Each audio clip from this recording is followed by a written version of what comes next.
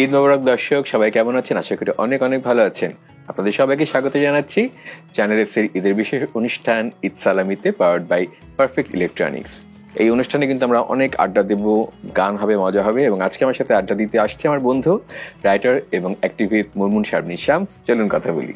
ঈদ মোবারক। ঈদ মোবারক। কেমন আছিস? এই তো ভালো, তুই কেমন আছিস? আমি ভালো আছি, নিশ্চয়ই ভীষণ ভালো কাটছি। কাটছে মোটামুটি। ঈদ তো ভালো কাটতেই হয়, সবচেয়ে বড় কথা যেটা। এবং ঈদ সালামির কথা বলছিলাম আমাদের অনুষ্ঠান ঈদ সালামি নিয়ে। তো প্রথমেই বলি যে তুই তোমার অনেক বড়, সালামি নিয়ে আসছিস। আমি মোটেও তোর বড় না, আমি সবার ছোট, এবং ইনফ্যাক্ট আমি আমার আত্মীয় স্বজন বন্ধু বান্ধব সবার চেয়ে ছোট। মানে এটা হচ্ছে ঈদ আসলে কি ছোট হয়ে যায় সেরকম। এটা একটা ভালো টেকনিক। আমার একটা কাজিন আছে, আমার ফুফাতো বোন, যে সবসময় সে আমার থেকে বড়, 6 মাসের বড়, কিন্তু সবসময় ঈদ চলে আসলে ঈদে কয়েকদিন আগে থেকে আমাকে ভাইয়া ভাইয়া করে বারবার টেক্সট করতে থাকে। তেমন ভাইয়া ভাইয়া কেন করছিস? তো মতলব থাকে ঈদ সালামিটা নেই।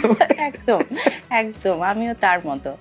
আচ্ছা, ঈদ সালামি পেতে ভাল লাগে নাকি দিতে ভাল লাগে? এখন তো দিতেও ভাল লাগে, সত্যি কথা। আর এখন তো পাওয়ার হারটা কমে গেছে।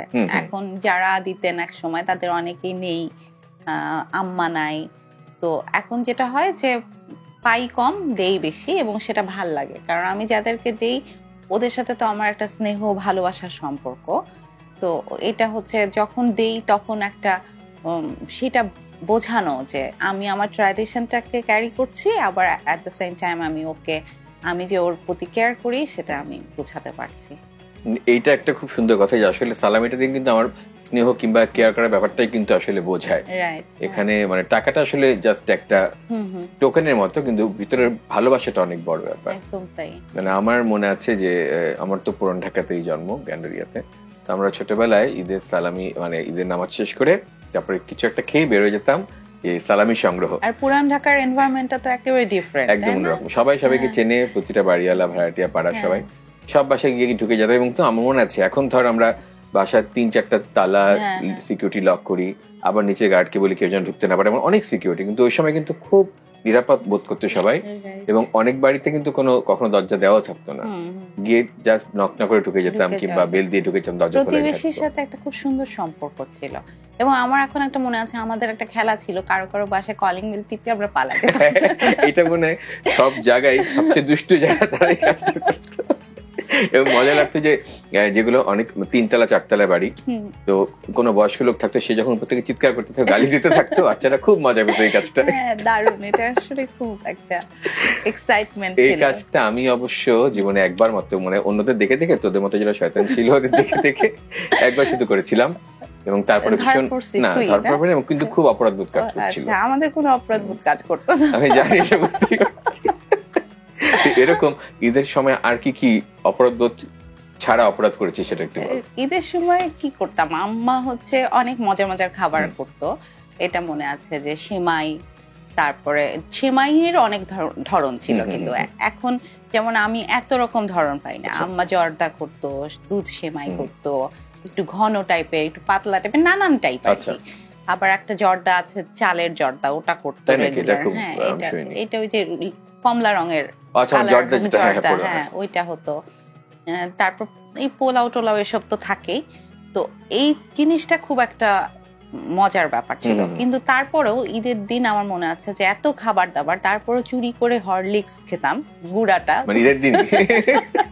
কারণ তখন তো মানে আম্মা তখন বলতো যে এত খাওয়া, তারপরে তুই গুড়া হরলিক্স খাচ্ছিস। এই স্মৃতিটা আমার এখনো মনে আছে যে করতাম আমরা। এটা কিন্তু একটা অদ্ভুত ব্যাপার যে হরলিক্স, তারপরে যে দুধ, এগুলো পানিতে মিশিয়ে খেতে খুব বিশ্রী লাগে আমার, কিন্তু গুড়া এমনি এমনি খেতে কিন্তু অমৃত। আমার মনে হয় দর্শক যারা আছেন তাদের সবার কাছে তারা একমত হবেন, সবার কিন্তু এই জিনিসগুলো এমনি এমনি খেতে ভালো লাগে। আমার কাছে মনে হচ্ছে কেন, মানে পুরো তো পানি ছেড়ে এমনি এমনি খেতে দিলে আর কি ফুড ভ্যালু তো হয়ে যাবে। এক্স্যাক্টলি। আচ্ছা, রান্নার কথা যেহেতু আসলো, আমি জানি যে তুই রান্না করতে পছন্দ করিস, এবং যেহেতু তুই একজন ভেগান এবং কোনো ধরনের মানে প্রাণীজ কোনো কিছু তুই খাস না, তো রান্নার স্টাইল গুলো ডিফারেন্ট থাকে। তো কি রান্না করতে ভালো লাগে, মানে পছন্দের রান্না কিংবা নিজের হাতে রান্না কোনটা খুব ভালো লাগে? এটা আমি যেহেতু ভেজিটেরিয়ান, আমার একটা সবসময় টেন্ডেন্সি থাকে যে এই ভিগানিজম বা ভেজিটেরিয়ানিজমটাকে একটু পপুলার করার জন্য আমি কাজ করতে চাই। তো সে কারণে আমি যারা আমার গেস্ট আসে বা আমার বাসাতে, আমি যাদেরকে খাওয়াই আমি তাদের মধ্যে এই জিনিসটা তৈরি করতে চাই যে ভেজিটেরিয়ান ফুড দিয়েও খুব তৃপ্তির সাথে এবং পুষ্টির সাথে খাওয়া যায়, এবং ডিফারেন্ট রেসিপি করা যায়, অনেক মজার কিছু করা যায় এবং খুব স্যাটিসফ্যাকশন নিয়ে খাওয়া শেষ করা যায়। আচ্ছা, তুই দীর্ঘদিন তো সাংবাদিকতার সাথে জড়িত ছিলি এবং কিছু কিছু উপস্থাপনা করেছিস, কিছু কিছু অনলাইন শো। তো এখন আমরা দেখছি মানে বিশেষ করে এই ঈদের আগের সময়টা দেখলাম প্রচুর মানুষজন এখন অনলাইনে ইন্টারভিউ নিচ্ছে, অনেক উপস্থাপক, অনেক সাংবাদিক, মানে তথাকথিত সাংবাদিক, এবং ভাইরাল হচ্ছে বেশ কিছু জিনিস। বিশেষ করে কয়েকদিন আগে আমরা দেখলাম যে জামার বাজেট, ঈদের বাজেট সংক্রান্ত একটা খুবই মানে অবজেকশনেবল একটা, হ্যাঁ। তো এই ব্যাপারটা নিয়ে তোর একটা লেখাও ছিল খুব সুন্দর ফেসবুকে, তো এটা নিয়ে একটু কিছু শুনতে চাই। এই যে মানুষজন অদ্ভুত সব প্রশ্ন, ব্যক্তিগত প্রশ্ন করে ফেলে মানুষরা, মানে আসলে হয় কি আমরা তো দীর্ঘদিন জার্নালিজমে ছিলাম, পরে নিউজ এডিটর হিসেবেও কাজ করেছি। এখন খুব অবাক লাগে যে যারা সাংবাদিকরা আছেন আমাদের ভাই বোনরা, ওনার কি নিউজ খুঁজে পাচ্ছেন না বা ফিচারের আইটেম খুঁজে পাচ্ছেন না, এত কি আকাল। মানে মানুষ তো চারিদিকে, মানুষের নানান সমস্যা আছে, আনন্দও আছে, আনন্দ বেদনার অনেক গল্প আছে, তো সেগুলো তো সাংবাদিকে তুলে আনার কথা। তা না করে আমি একটা মানুষের অতি ব্যক্তিগত, আমি মনে করি যে আমার কত টাকা বাজেট, এটা এতই ব্যক্তিগত একটা কথা, এটা যদি কোনো সাংবাদিক জানতে চান, যার কাছে জানতে চেয়েছেন তার তীব্র প্রতিবাদ করা উচিত। এবং এই যে কালচার, এই যে ভাইরাল হটে ক্লিকবেইট সাংবাদিকতা, এই জায়গাটা ইভেন আমি তো আজকাল এরকমও দেখি যে ফেসবুকে রিল আকারে আসে যে আপনার ব্যাগের মধ্যে কি কি আছে, মেকআপ বের করছে, আবার সেই মেকআপের দাম কত, আপনার হাত ঘড়ির দাম কত, আপনার চশমার দাম কত, শাড়ির দাম কত, জামা কাপড় কোথা থেকে কেনেন। এই যে টেন্ডেন্সি, যে একটা লোভ, চাহিদা, আমাদের অতিরিক্ত উচ্চাকাঙ্ক্ষাকে বারবার ক্রমাগত পুশ করছে, এই ব্যাপারটা একটা খুব অসুস্থতার লক্ষণ। একটা সোসাইটি যে কতটা ভালনারেবিলিটির মধ্যে দিয়ে আছে আমি বলবো এইসব দিক থেকে, নৈতিকতার জায়গা থেকে, এটাতেই প্রমাণ হয় যে আমাদের, এবং এটা গণমাধ্যম এটাকে এনকারেজ করছে, এটা কখনোই হওয়া উচিত না। এবং আসলে মানে এখন একটা অসুস্থ ব্যাপার হয়ে গেছে যে ভিউ বাড়ানোর জন্য আমি যা খুশি তাই করতে পারি, নৈতিকতা ভালো মন্দের ধার ধারবো না, এরকম একটা ব্যাপার। এবং ইদানিং কালে আমি দেখেছি আসলে খুব শো অফের ব্যাপারটা চলে যায়, যেহেতু যেখানে রমজানের মধ্যে সংযম শেখায়, এখানে এটা ভুলে গিয়ে কিন্তু আমরা খালি শো অফে ব্যস্ত, কোনটার দাম কত, কত কিছু। এটা জিনিসটা কিন্তু আসলে এভাবে বলা যেতে পারে যে আপনি কি কি কিনেছেন ঈদে, হ্যাঁ, তাহলে কিন্তু ব্যাপারটা অনেকখানি, এটা একটা পার্ট হতে পারে, একটা কথা প্রসঙ্গে আসতে পারে, নাও আসতে পারে, সবসময় যে আসবে তাও না। এখন আরেকটা প্রসঙ্গে যাই, যে লেখিকার সাথে তোর সাথে একটা শব্দ বিশেষণ জড়িত, সেটা নারীবাদী লেখিকা কিংবা নারীবাদী অ্যাক্টিভিস্ট। তো এবং বাংলাদেশে এক মানে কিছু মানুষের কাছে নারীবাদী মানে একটা গালির ব্যাপার আছে, যে গালি দিয়ে তারা নারীবাদীদের ডাকে। তো এই ধরনের প্রবলেম আমি জানি তুই অনেক ফেস করেছিস, এগুলো আসলে কিভাবে দেখিস এবং কিভাবে ডিল করিস? আমি আসলে এটা নিয়ে কাজ করি খুব পজিটিভলি, কারণ এই যে নারীবাদ নিয়ে যে ভুল ধারণাটা, বিভ্রান্তিকর ধারণাটা, এটা তো এক ধরনের দুই রকম মানুষ ছড়ায়। এটা হচ্ছে যারা নারীবাদকে আটকে রাখতে চায়, এই চিন্তার জায়গাটাকে, এরকম সুন্দর একটা ধারণাকে যারা আটকে রাখতে চায় তারা, আর একটা হচ্ছে যাদের ধারণা নেই। তো আমি হচ্ছে ধারণা নেই যাদেরকে, তাদেরকে আমি বেশি পাওয়ারফুল করতে চাই আমার লেখা দিয়ে, আমার কথা দিয়ে। আমি নারীবাদের যেটা মূল আদর্শিক জায়গাটা, সেটা আমি সত্যটাকে তাদের কাছে পৌঁছে দিতে চাই। তো সেটার জন্য আমি কাজ করি। আর এমনিতে আমাকে কে গালি দিল বা বকা দিল, কে আমাকে হুমকি দিল, এগুলো আসলে আমার দেখার সময়ই হয় না, কারণ এত কাজ। তোর কি হয়, তোকে যদি কেউ, তোকে তো তুই ধর একটা সময় তুই গান করিস, এবং আমাদের একটু আগে না আমরা এই কথা বলছিলাম যে আমাদের সময় চর্চাটা আমরা খুব সবসময় যে কাজটাই করি, আমি তোকে দেখেছি যে তুই যখন একটা প্রোগ্রাম করিস তখন তুই ভীষণ রকম নিজে ডেডিকেটেড থাকিস, মোটিভেশন তোর ভেতর কাজ করে, এবং তুই মেডিটেশন করিস ওই সময়টা। তো এই জায়গাগুলোতে তো তোকেও সমালোচনা নিশ্চয়ই মুখোমুখি হতে হয়, নানান, সেটা তোর পারফরমেন্স হোক বা যাই হোক। কিন্তু তুই কি আসলে এগুলো সময় পাস অত খেয়াল করা? তুই তো তোর কাজটা নিয়েই ব্যস্ত থাকিস। আমি তোকে তাই দেখেছি। তো সেরকমই আমারটাও তাই হয়, যে আসলে এত কাজ কখন ওদেরকে দেখবো। এটাই। এবং এখন একটা মানে ব্যাপার চলে আসছে যে আমার কাছে মনে হয় যে কেউ কিছু বললেই, সত্যের পক্ষে কথা বললেই, কারো পছন্দ না হলেই একটা গালি দিয়ে চলে গেল। মানে সামাজিক মাধ্যমগুলোতে আসাতেই একটা খারাপ জিনিস। আর একটা হচ্ছে যে ভীষণ হুজুগে জাতি তো, মানে একটা মিথ্যাচার, একটা মিথ্যে চোখের সামনে দেখছে ওটা মিথ্যা, তারপরেও এত সময় নেই আমি চালিয়ে দিলাম যে ও এরকম। এই জায়গাগুলো আসলে আমাদের খুব সতর্ক থাকা উচিত, কারণ আজকে তুমি যাকে নিয়ে এই জিনিসটি করবা সেই জিনিসটা কিন্তু আবার তোমার উপর যে কোনো সময় চলে আসবে যদি সমাজে টেন্ডেন্সিটা এরকম হয়। একদম। আচ্ছা, এবার তোর জন্য একটা র্যাপিড ফায়ার প্রশ্ন আছে। র্যাপিড ফায়ার রাউন্ডে আমি কিছু আবার র্যাপিড ফায়ার বা কিছু আমি একটু বড় করেও নেব। এবার সেই রাউন্ডটা শুরুর আগে একটু ছোট্ট একটা বিজ্ঞাপন বিরতি নিয়ে আসছি। দর্শক কোথাও যাবেন, আমাদের সাথেই থাকুন, ফিরে আসছি বিজ্ঞাপন বিরতির পরে।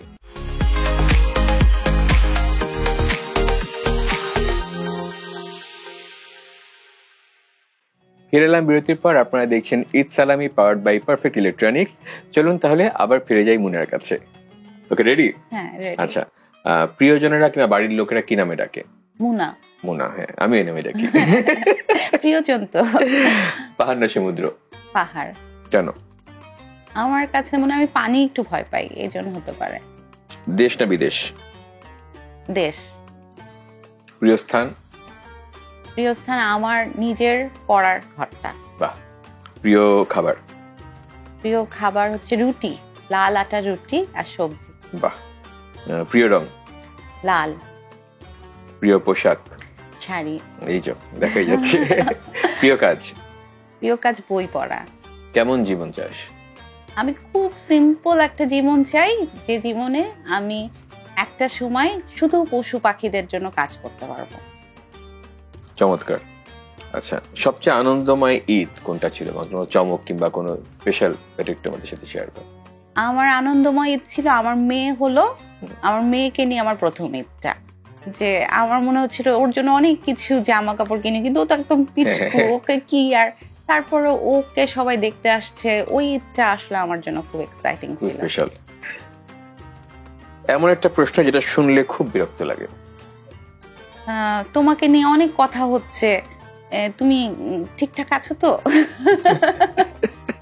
কিন্তু এটা তো আসলে খুশির কথা যে আমাকে কেয়ার করছে। হ্যাঁ, কিন্তু আমার কাছে মনে হয় কি যে আমাকে নিয়ে কথা বলছে, বলুক না, তোদের এত কেয়ার করা দরকার নেই।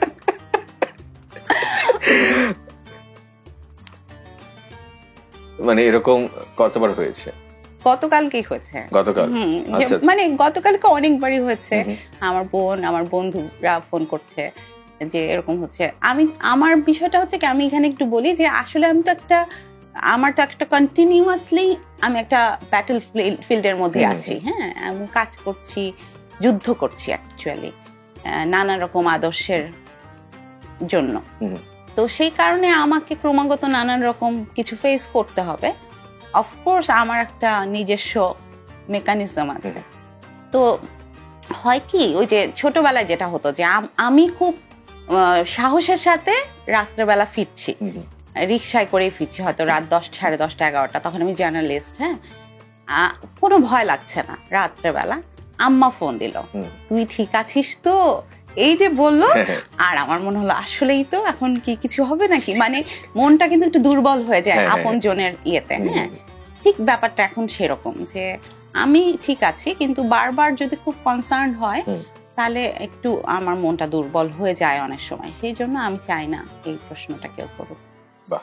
আচ্ছা, একটা জিনিস আমি একটু জানতে চাই, এই যে আদর্শ নিয়ে চলছিস এবং এটা আসলে একটা সারা জীবন, মানে যুগের পর যুগ এই যুদ্ধ চলে আসছে, তোর যেরকম একাডেমিক্যাল কোয়ালিফিকেশন এবং সারাউন্ডিং যেরকম ছিল, তুই চাইলে কিন্তু খুব আরামের একটা জীবন, আরামের একটা পেশা বেছে নিতে পারতি, ইজিলি খুব আরামে থাকতে পারতি। সেটা না করে এই যুদ্ধের পথ কেন বেছে নিলি?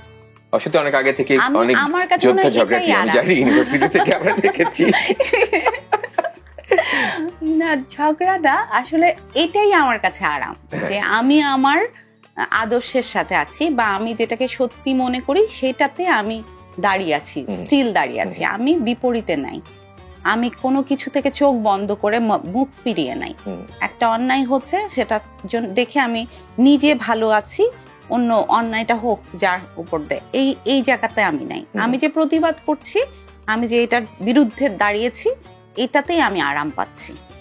বিষয়টা এরকম। চমৎকার। আমাদের এরকম ভাবে যদি আরো দেশের কিছু মানুষ চিন্তা করতো, আরো বেশি কিছু মানুষ, তাহলে কিন্তু আসলে পৃথিবীর রূপটা পাল্টে যেত আমার কাছে মনে হয়। অনেক মানুষই করে, কিন্তু আরো বেশি দরকার আমার কাছে মনে হয়, সংখ্যা আরো বাড়া দরকার। কারণ আমি জানি না তুই একমত হবি কিনা, আগে যখন সত্যের পক্ষে আমরা কথা বলতাম কিংবা একটা সিস্টেমের এগেনস্টে কথা বলতাম, তখন যেরকম আক্রমণের শিকার হতো, এখন কিন্তু আক্রমণের ভয়াবহতা অনেক বেড়েছে এবং মাত্রা অনেক বেড়ে গেছে। তার মানে হচ্ছে মানুষের মধ্যে কিন্তু আসলে অসহনীয়তা এবং মানে হিংস্রতা বেড়ে যাচ্ছে। তো এই জন্য আসলে আমরা যে তোর মতো মানুষ আরো বেশি বেশি দরকার পৃথিবীর জন্য। আচ্ছা, সবচেয়ে বিরক্তির কথা একটা বলি, সবচেয়ে বিরক্তিকর মুহূর্ত কোনটা ছিল, কিংবা কোন মুহূর্তগুলো খুব বিরক্তিকর মনে হয়? কোন মুহূর্তে খুব বিরক্তিকর মনে হয়? কেউ যখন মানে একটা জিনিস নিয়ে না জেনে তর্ক করে, হয়তো জিনিসটাকে তার আসলে কথা বলার আগে সেই জিনিসটা সম্পর্কে তার জানা উচিত কিছুটা হলেও, কিন্তু অনেক মানুষকে দেখবি যে কিছু জানে না, ব্যাপারটা বুঝতেই পারছে না, কিন্তু এড়ে তর্ক করে যাচ্ছে, তখন খুব বিরক্ত লাগে, তখন আমি চুপ করে যাই। আসলে এটি উত্তম পন্থা। কোন সম্পর্কের ক্ষেত্রে কোন দিকটা সবচেয়ে গুরুত্বপূর্ণ, কোন বিষয়গুলো সবচেয়ে গুরুত্বপূর্ণ? বিশ্বাস এবং কেয়ার। আমি তোকে, তোর সাথে আমার বন্ধুত্বের সম্পর্ক, তোকে আমি কেয়ার করব যে ও ভালো আছে কিনা, বা ওর জন্য যতটুকু আমার চিন্তা বা করা সম্ভব সেটা আমি করব, আর ওকে আমি ট্রাস্ট করব। তো এটা এর বাইরে আসলে কিছু গুরুত্বপূর্ণ না। কোন ধরনের ঈদ দেখতে চাস পৃথিবীতে, যে এরকম ঈদ থাকলে আসলে পারফেক্ট হতো? আমি জানি না সবাই কিভাবে নেবে আমার উত্তরটা, কিন্তু আমি এরকম একটা ঈদ দেখতে চাই যে ঈদটা সবার জন্য আনন্দের হবে। সেটা শুধু মানুষ না, পশু পাখির জন্য। এখানে কেউ মাংস খাবে না, মাছ খাবে না, এবং সবাই বিশ্বাস করবে যে এটা ছাড়াও একটা প্রাণীকে হত্যা না করেও আসলে মজার খাবার খাওয়া যায়, আনন্দ করা যায়। যখন পশু পাখি কেউ কোনো ফার্মে আটকানো থাকবে না, কাউকে কোনো খাঁচার মধ্যে আটকে রাখা হবে না, কাউকে জবাই করা হবে না, তখন সেই যে ওরা যে একটা মুক্তি পাবে, সেই মুক্তির আনন্দটা নিয়ে একটা ঈদ হবে। বাহ, আশা করছি হয়তো হতেও পারে কোনোদিন, আমি জানি না হবে, কারণ আমি অনেক চেষ্টা করেও কিন্তু মাছ খাওয়া বন্ধ করতে পারিনি এখনো। এটা আসলে একটা স্টেপ বাই স্টেপের ব্যাপার। আমরা একদম শেষের দিকে মুনা, এবং ভীষণ ভালো একটা সময় কাটলো কিন্তু ঈদ সালামিতে। হ্যাঁ, আমারও ভীষণ ভালো লাগলো তোর সাথে কথা বলে। কিন্তু তুই কি সত্যি কোনো সালামি দিবি না? না, আমি তোর কাছ থেকে একটা সালামি চাই। আচ্ছা, আমি সালামি দিব না, কিন্তু একটা উপহার তো রয়েছে অবশ্যই, ঈদ উপহার। আমার যেটা হচ্ছে যে তোর কাছ থেকে আমি 2 লাইন একটু গান শুনতে চাই। ও, গান শুনতে চাস? হ্যাঁ। আচ্ছা, তাহলে এটাই আমার বেস্ট। ওকে, আমাকে উপহারটা দিয়ে নিই আমাদের পারফেক্ট ইলেকট্রনিক্সের পক্ষ থেকে এই বিশেষ ঈদ উপহার। ওকে, থ্যাংক ইউ।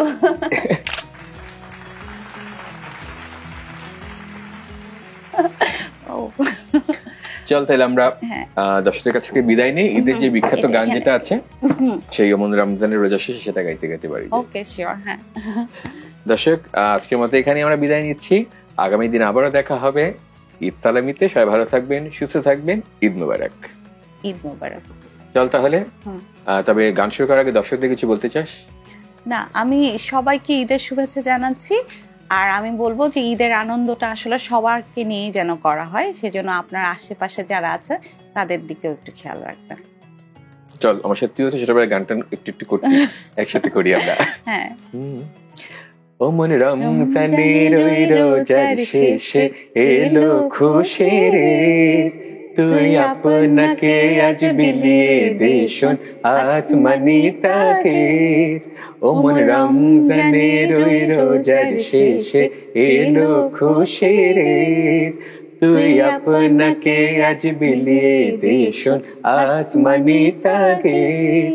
তোর সোনা দানা বালা খানা সব রহে লিল্লা, তোর সোনা দানা বালা খানা সব রহে লিল্লা।